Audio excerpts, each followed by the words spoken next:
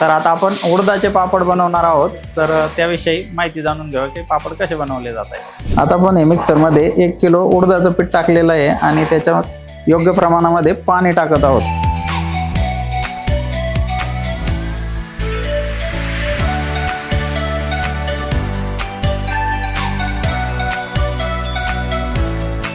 आपण हे सीटरमधून प्रथमतः सीट बनवून घेतलेलं आहे आणि त्यानंतर हे बनलेलं सीट आपण या रोलरवरती लावून हे रोलरमधून पुढं पापडाचं सीट बनत आहे आणि या डायवरती कटिंग होत आहे आणि याच्यावरती ताशी 5 किलो पापड बनतात.